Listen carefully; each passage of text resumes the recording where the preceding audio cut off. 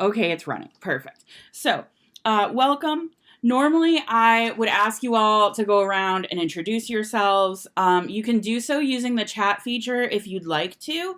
But because this is a larger group and a short run time, and I know a couple of people have to leave early, we're going to skip that and just for today, sort of move straight into things.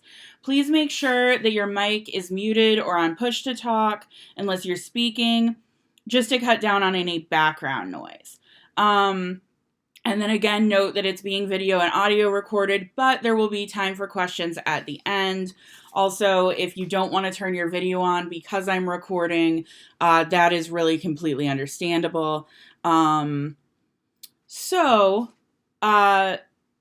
all of you should have gotten an email with an outline paper and a reference sheet. If you didn't get that email, please let me know so that I can get you those materials right away because we're going to use them for the workshop today. So first I'm going to outline what we're going to work on. And we only have a short hour, but anyone is free to make an individual appointment either with me or with another writing consultant to go into this stuff more in depth or to talk about specific writing concerns. A lot of people think that they need to come into a writing center appointment with completed writing, but that's not true. It's totally okay to come into a writing center appointment just because you want to or need to talk through either a writing problem that you're having or ideas that you need to bounce off of somebody else. We do that too. So the first thing that we're going to work through together is setting expectations. Really, we're resetting expectations. All of our lives have changed somewhat in the last couple of weeks, so it makes sense to reevaluate what success or production means to you now. Then we're going to talk about making writing a tangible process, in addition to the intellectual one that it already is. And finally, we're going to discuss managing space and time, and we'll wrap up with just a little bit about emotions. So the pace of this is going to be a little quick. I would encourage everyone to use the task sheet as we move through it today, but then to come back to elements of it that we discuss as you continue making adjustments for yourself in the coming weeks. Are there any questions before we get started? Okay. If there are, just jump in, or I can see the chat, so feel free to wave at me in the chat or send me a message. Excuse me. So the first thing we're going to talk about is managing expectations. And so there are three main points to this that I want to go over, which are to look to the floor, not to the ceiling. Writing is your job, and resisting the urge to do more. So, when I say look to the floor, not to the ceiling, a lot of us conceive of our writing in, I have a block of time and I bet I can get this much done, right? And so we want to get as much done as we can in the amount of time that we have. And that makes sense for academia, right? We're heavily tied to making sure that we get publications and to doing public scholarship and all of these different writing projects. But right now is really important to understand what the minimum amount you need to get done is to still reach your goals and be okay overall, right? And so by looking to a floor, we're looking at what is the minimum amount of writing I can do to still protect my future, okay? Which I think is really valuable. Now, if you do more writing than your minimum, that's great. But it helps to have some sense of, I really don't need to spend the next 6 hours on this literature review. I really do need to spend the next hour on it, right? And to give yourself permission to say, that was enough for today. So what is the minimum you can get away with without hurting the project or without hurting some future project? And so the second point is that writing is your job right now as students, as academics, as young professionals, and it might seem like doing something intellectual feels meaningless when you're watching grocery store workers or people protesting or nurses and doctors and firefighters and all of these people who are out physically doing something that feels very tangible. And you might think, I'm writing an article this month on fantasy novels, and I don't know how that helps the world, right?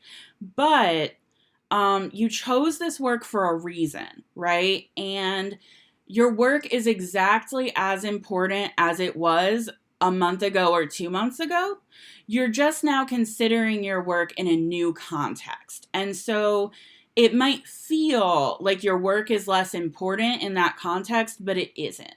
And so taking some time to reconnect with why you chose these projects in the first place and what their value is to you personally or to the world or to some group, I think that can be a valuable way to remind ourselves that, yes, the work that we are doing matters a lot.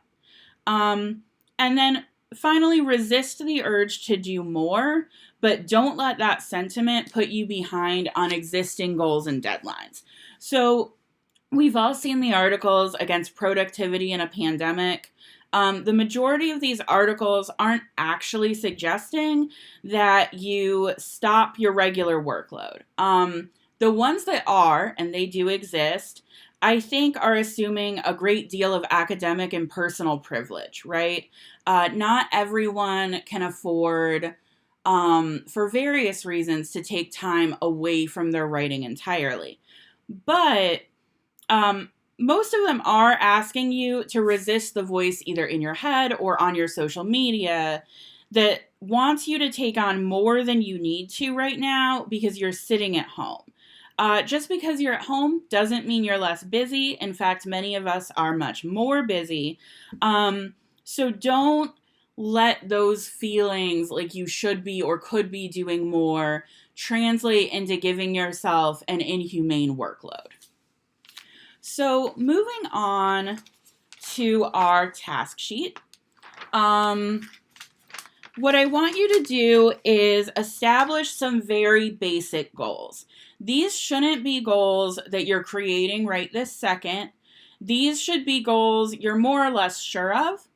The point of this is not to cause panic about getting to these goals or how you might have to evaluate them as things change. It's just to put our writing in perspective. So I've given space for writing goals and professional goals. You can use both or just one or the other, whatever makes more sense for you. So by way of example, for me, where do I want to be in a month? I want to successfully finish the semester, right? For me, that looks like a full chapter done and another half of a chapter done. Where do I want to be in 1 year? Well, I would cross off 1 and make it 2 because it doesn't make sense for me to set a 1-year goal. And I want to be done with my dissertation, right? And then where do you want to be in 5 years? I'd like to have a job. And so it can be really simple goals like that. It could be a goal about an article you want to write or a book draft that you're writing. And so I'm going to give you about 5 minutes to do that, not very long. And after that, we're going to write down the main pieces of writing that you need to complete, either right now or in the next few months. So your time constraints might look different by people, right?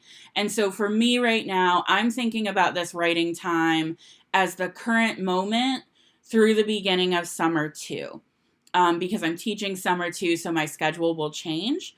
And so whatever it makes sense for you to set as your time boundaries for your writing projects, go ahead and set those mentally. And then about 5 minutes to list out the pieces of writing you need to complete. So this is going to take us up to about 11:23 unless everyone's done early, and then we'll move on. So if you're done, if you just want a thumbs up or smiley or done into the meeting chat, then we can move along when everyone is, okay? Are there any questions? Okay.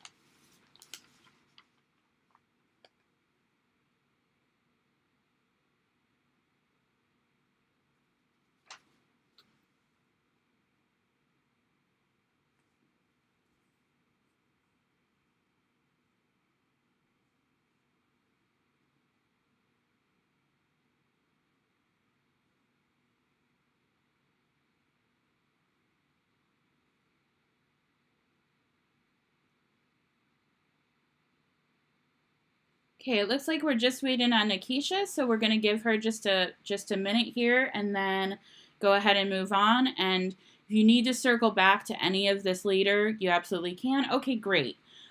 So we are going to now think about these projects in terms of our goal. Oh, you're not slow. You don't need to be sorry. We're going to think about these projects in terms of the goals that we listed out. So what I did, and I'm a very not really numbers, but scale person, right? So I wrote out, you can kind of see here on the sheet, I wrote out my rating projects, and then I gave stars, 1 star for it doesn't really affect it very much, and then 5 stars for if I don't do this, it's going to ruin my goals completely. It has to get done, right? You can use any system that you want. You might circle things or mark things in different ways. The idea is to get a sense of what is going to mess up your goals if you don't finish it. And so I'm just going to walk you through mine in terms of trying to make these connections of how we can put these projects in perspective. So I didn't give anything 5 stars because I'm ABD, and so it would put my goals somewhat behind to finish things late, but it's not the same as when you're in coursework, and if you don't finish something, you get a bad grade, and there's this terrible domino effect, right? So I didn't feel like anything was at that 5-star level of I'm in super big trouble if I don't get it done. But for me, my 4-star items, the things that were really important to me, is that if I don't finish this chapter by the end of the semester, I'll be significantly behind. And then if I don't get in my abstract for the fall conference that I want to go to, I'm going to miss a really important professional networking opportunity. So that's about 5,500 words between those 2 projects. And so I know that those are the projects I should be serving first because those are the most important things to my goal. So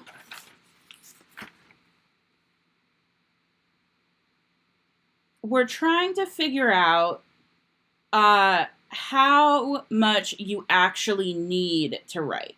You might think of these goals in many ways, but today we're going to think about them daily, weekly, or in terms of length of completed project.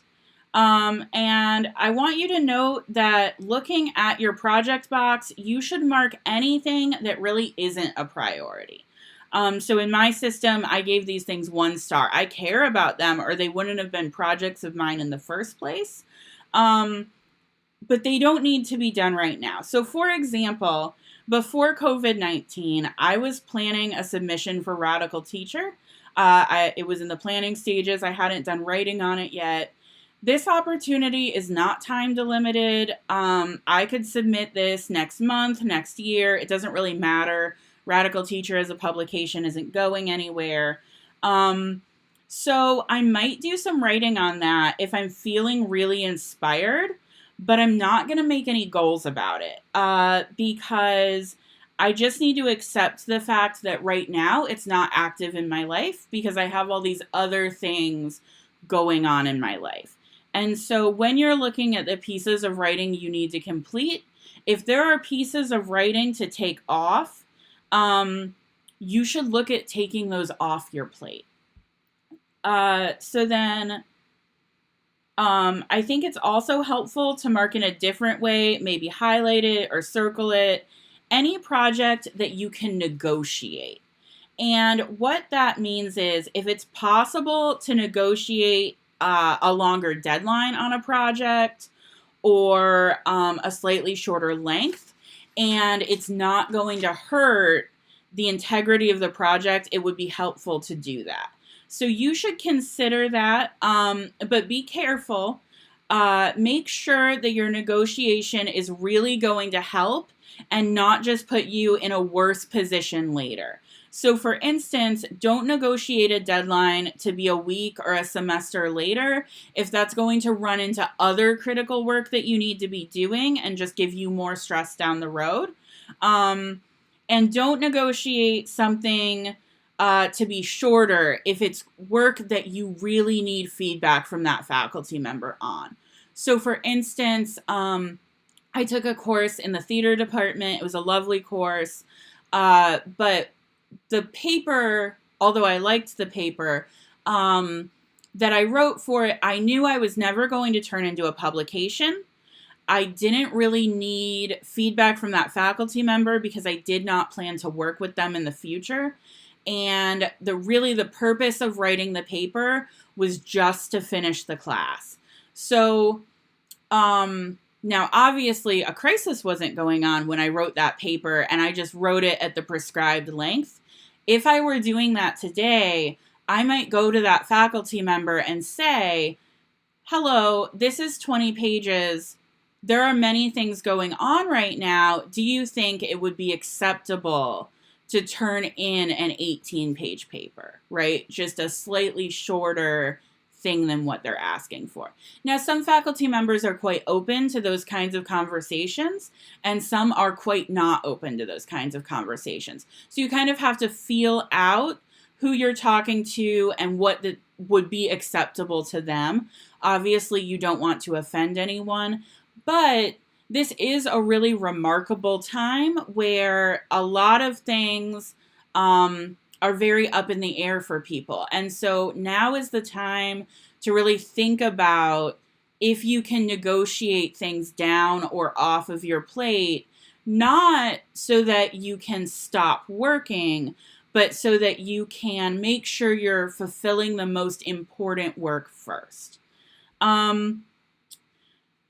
So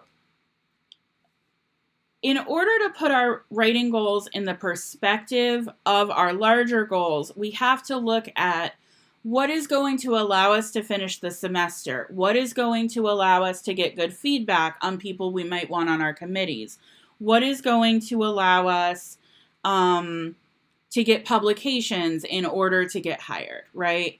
And what might just be in the way of those things, or what might we be able to wait until next semester or another time period. And that answer is going to be different for all of you, right? And so I would encourage you, again, I'm sorry, I know we're going like super quick here, to look back at this and to sort of think about it and process it. And really ask yourself, is the writing that I'm doing the most important writing right now? So now that we've thought about putting writing goals in the perspective of our life and career goals, I want to talk about making goals and progress tangible and sharing them. So to make them tangible, you'll need a visible, tactile, or auditory system of tracking. So this is the one that I use. I do sticker charts, and this sticker chart is a completed project. This is actually, every sticker on this is 100 words, and this is my completed dissertation prospectus. So a lot of people are going to look at this and say, wow, like that is what my first graders teacher gives them, and this is a very elementary school thing to do, and it is. However, I want to assure you that the reason elementary school teachers do this is not actually because it's best for children. It's because it's best for humans. It's very good to be able to see the progress that you're making and to see it in a really concrete way. So, making it visual and tactile by placing a sticker is a little bit more, like you can reach out and touch it more than just seeing additional words on the page, right? For auditory type people, there are lots of apps where you can do voice memos. And so what you can do is you can say, I made 500 words of progress today, and you can have the voice memo read it out to you in your home every day at a certain time, and you can hear that back to yourself. This is what I accomplished today. And so one of the really good things about this system, and it's another reason that teachers use it, is that it takes the focus away from a pass-fail model of doing work, and it shifts it to a progress model. And so in education, we would call this growth mindset instead of fixed mindset, right? So instead of looking at your writing every day as I got enough done or I didn't get enough done, you're only going to look at I got this much done. And you're going to see it increase day by day, hopefully, right? And the reason that that is valuable is that it takes the focus off the negative. So most of us are really raised up in an academic system that says your discussion post is due Thursday at 5 p.m. and you either did it or you didn't. And if you didn't, you fail your discussion post, right? But when we're talking about long form writing, that kind of process is not actually useful. In fact, sometimes if you go ahead and push to that 500 words on Thursday at 5 p.m., you have hurt your writing because you didn't take the time to think through this thing that you really needed to think through. And so having really harsh deadlines for yourself that aren't flexible at all are not very helpful. And punishing yourself for not getting writing done is also not very helpful. And so something like a sticker chart where you're placing a sticker for every so many words that you write can be really helpful in tracking and seeing your progress. And so in this system, I use, these are 12 by 12 scrapbooking squares, and I divide them up just with a marker, and then I determine how many words each box is worth. And then I give a sticker for each one. Now, I like to use the big squares and go for a full project so that I can see it and how far I have left to go and what I've already done, and know that every week I'm making some progress on this. Another way to do this is I have a writing goal for today, right? Well, this is for Monday. I'm going to say each of these boxes is 50 words. I'm going to put a sticker each time I get 50 words. And then if I go over my goal, I'm going to get 2 stickers in there, and I can see that this day I blew my goal out of the water, right? These are different ways to think about it. It doesn't matter what system works for you, but having a system can be helpful. And it can also be helpful when we're talking about sharing, which is what we're going to talk about next.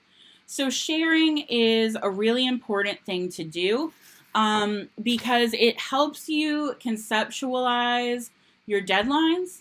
It helps you feel supported, which is really important. Sharing also helps keep you accountable. If you tell someone, I'm going to write 5 pages by next Saturday, ask me if I did it, and they ask you on Saturday, did you do it or not, or you know they're going to ask you, we naturally don't want to disappoint people. And so having someone outside ourselves can be helpful. Additionally, when it comes to sharing, some of you are sharing space with family members, and that can be a real struggle for writing. I know my grandparents, if I visit them, I'll tell them that I'm working, and they don't really understand that I can't get up from what I'm doing, because they think, oh, well, you're working on the computer, and they see anything on the computer as automatically you're just playing around, right? So, setting the expectation, which we're going to talk a little bit about later, that this is work and that you need this time in this space is really important. And when family members can see progress like this, right, because they're probably not over your shoulder reading your Microsoft Word document, they can see, like, okay, this is filling up. Okay, oh, wow, like, they have a whole half of this sheet to go. If they have a whole half of this sheet to go, I need to leave mom alone, or I need to, you know, uh, go and do something else because my partner's really busy. And so this can be helpful as well in trying to determine boundaries with your family. Give me just a second to find my place in my notes here.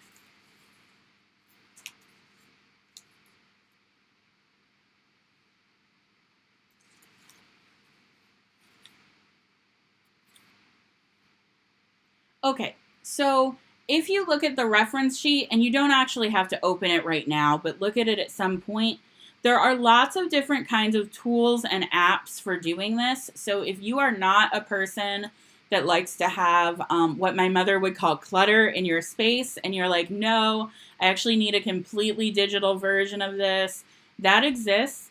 One thing that I want to tell you about is called Habitica.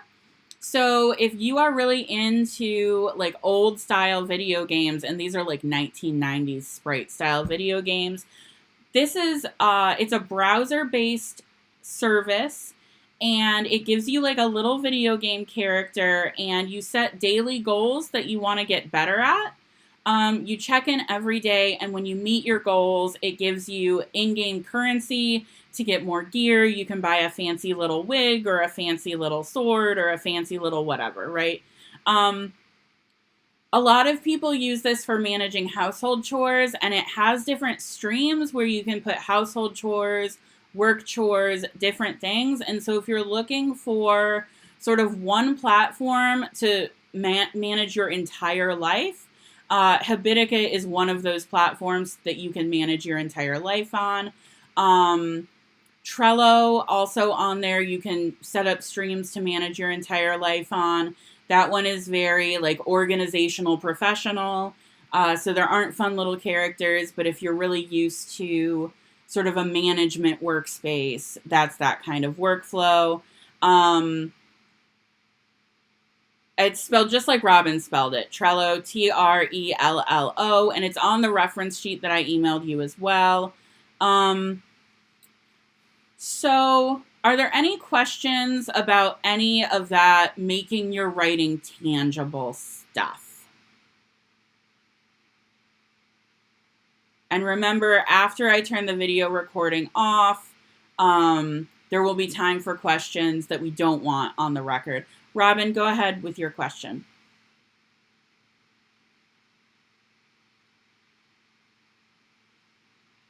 Actually, let me wait until the recording's off. Okay, perfect. Good point. Thanks. Yep. Okay, so next we're going to move on to managing space and time. And this can be a real struggle. Many of us by grad school have figured out how to set up our space and our time to write. But stay at home has significantly disrupted that. So many of us are used to writing in a coffee shop, or we're used to writing in an on-campus office, and it can be really difficult to write in a different space that you're not used to. So if you're used to writing every day at 9 a.m. while your children are at school, and now they're home, if you're used to being completely alone while you write and now you can't be, or the flip side of that, if you're used to always having people around while you write and now there are no people, this can be really, really challenging. And it's really overwhelming to deal with so much at once in terms of change, and in the face of other concerns. So negotiating space and time that works for you might not seem like your priority at all. And to stop and take the space to say, really, I think this is what I need, might just seem like it's not helping anyone. But I want to point out that if writing is a top priority for you, then your comfort in writing needs to be a top priority for you. So we're going to go back to this task sheet, and I want you to take a few minutes to just jot down your barriers to writing in terms of physical space, and your barriers to writing in terms of time, and then to jot down what you need in your physical space and what you need to keep out of your physical space. So for me, a space barrier to writing is that I really don't like to write at home, and I have to, right? So I need to understand that as a barrier to what I'm doing. Time barriers to writing. My grandmother, since this whole thing has started, wants to talk to me for 2 hours every single day. It's not working. In my space, if I don't have drinks or snacks and I have to get up and walk to the kitchen, the chances of me getting back to that work are very low. What do I need to keep out of my space? If I have distractions such as a television going on in my space, I'm probably going to watch TV instead of writing, right? So think through that. I'm going to give you about 5 minutes to think through it. It's okay if you don't get done. We can circle back to it, and then we're going to go ahead and move on a little bit, okay?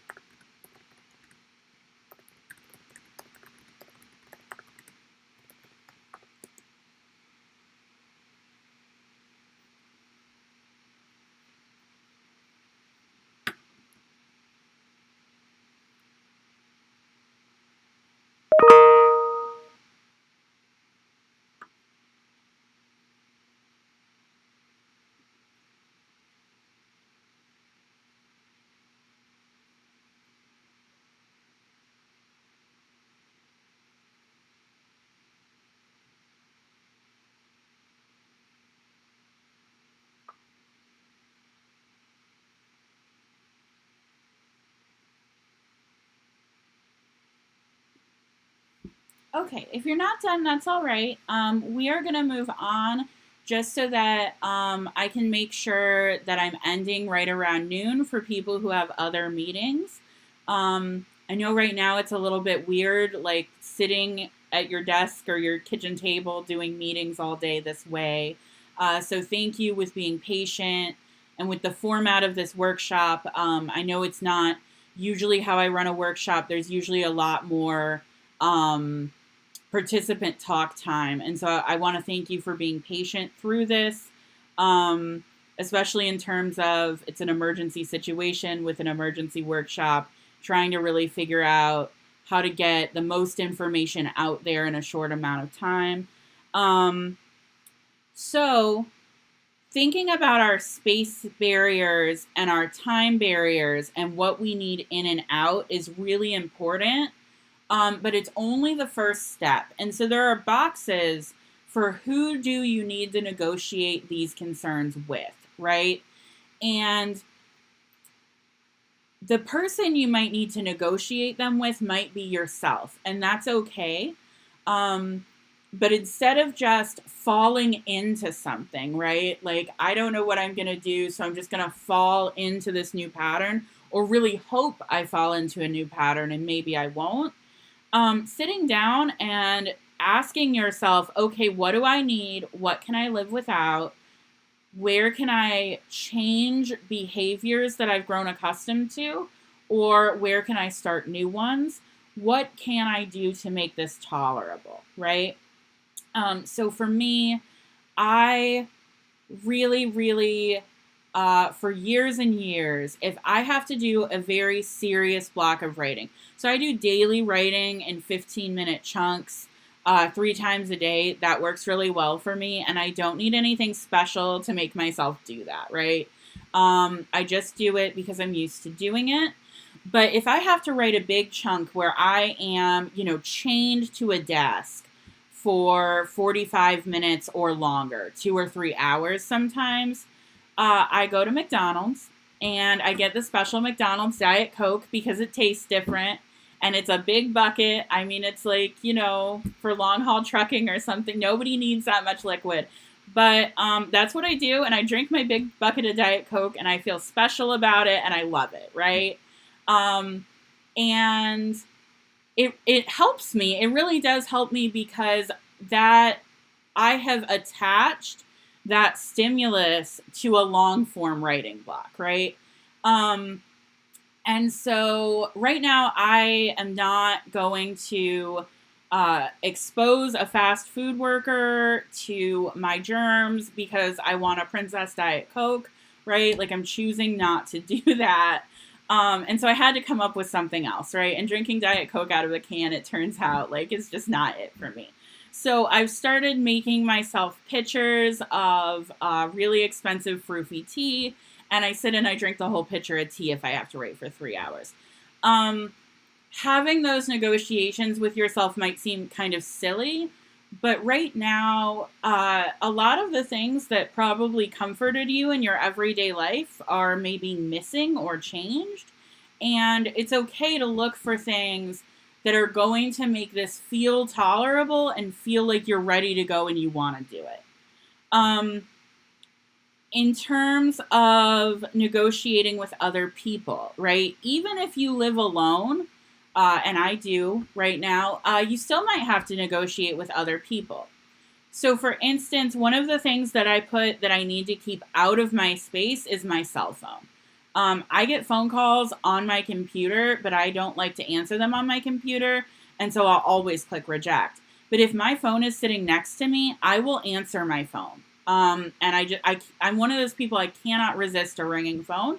And so I've lied to myself and told myself that my phone will blow up. It won't. If I take it off the charger while I'm writing. So I keep it on the charger. I keep it in the other room. I keep the ringer off. It's like leashed to its charger. It belongs there. It like wants to be happy with its charger. So I don't fuss with it. I don't bother it. And that has been productive for keeping that out of my space, right? Because I know that if my grandma calls, I'm going to answer it, and I know I can't get her off the phone. Being honest with friends about this is your work time. Everyone's at home right now. People have different writing schedules. If your best friend wants to talk to you in the middle of your writing schedule, the temptation is probably to say, I can do my writing later. I'm going to talk to my best friend right now. But what that actually does is it breaks your concentration, right? And our chances of getting back to that writing later vary a lot by people. My chances of going back to that same moment of writing, especially if I was already on a roll, are pretty slim. So negotiating things with them about, hey, I'm just letting you guys know, group chats are the worst for this, right? So individually, I'm not going to my friends and saying, don't talk to me between this hour and this hour. But I have told the very active group chats that I'm in, don't at me while I'm at work. I'm working these hours. Like, keep my name out of your mouth, right? Like, don't go there with me right now because I have to get this work done. And, everyone is really understanding of that, but they can't be understanding of that if you don't communicate it with them. And so communication is really, really important during this time. And it's the same if people are sharing your physical space, right? So explaining to a spouse or a partner, hey, I know that I'm on the couch in my pajamas. And I know that it looks like if I'm on the couch in my pajamas, you can come and sit next to me, but you can't. Just because I'm on the couch in my pajamas does not mean that I am not working really hard and really intellectually on this project right now. And I absolutely need the time and space to do that, right? Because they don't know if you don't tell them. And so having that communication piece with people is really important. If you have small children, that's a little more difficult. It's harder for children to understand that you need this time and space and that you need it to be something that they can't cross the boundary, right? And so finding ways to create time and space where you don't have to be attending to them all of the time, maybe after they've gone to bed or very early in the morning before they wake up, or if they are watching a cartoon, maybe that's when you're doing your writing. Figuring out those kinds of patterns can really help. So directness in those conversations is really helpful.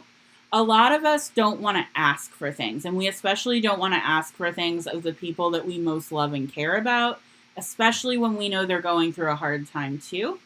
But you have to understand that by having a direct conversation with them about what you need and about the boundaries that you need, you're not imposing on them. You're actually helping them because you're helping them be a better friend or a better spouse or a better parent or a better family member to you by helping you protect your writing time, because protecting your writing time ultimately protects those career goals that we talked about at the beginning. And so that sort of segues into the very last 3 boxes on this sheet are your ideal time spent writing every single week, your minimum time that's not going to hurt you, and then your compromise, what you think is a fair compromise to really shoot for, right? And I want to point out while you're thinking about this in terms of a week that studies show, and there's a lot to back this up, that writing a minimum of 5 days a week is very important for keeping a project in touch in your mind, right? And so I would really encourage you, even if your blocks are very short, to try to consistently write for 5 days a week. If you can't consistently write for 5 days a week, at least try to write for 3 or 4 days a week, right? What you don't want to do is say, okay, well, my ideal time spent per week is 6 hours. So every Sunday, I'm going to lock myself in a room and do a 6-hour marathon, right? Your quality of writing is going to go down. Just like wine needs room to breathe and get air in it to be good, you need room to breathe and get air in you to be good. You want your ideas to percolate a little bit, so try not to have these huge marathon sessions. Also, marathon sessions feel really bad. And so they're going to set a mental precedent for you that writing feels really bad. You want writing to feel, if not good, at least like something that you're in control of and can handle, right? So you can either do this now or you can sort of do it after we end. I know we're coming to the end and I have one more little section.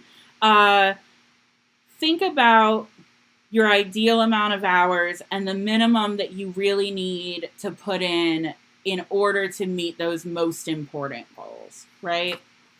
And then the last thing that I want to say is that right now everybody is experiencing a lot of additional stressors. And stress in your life causes you to be reactive instead of proactive.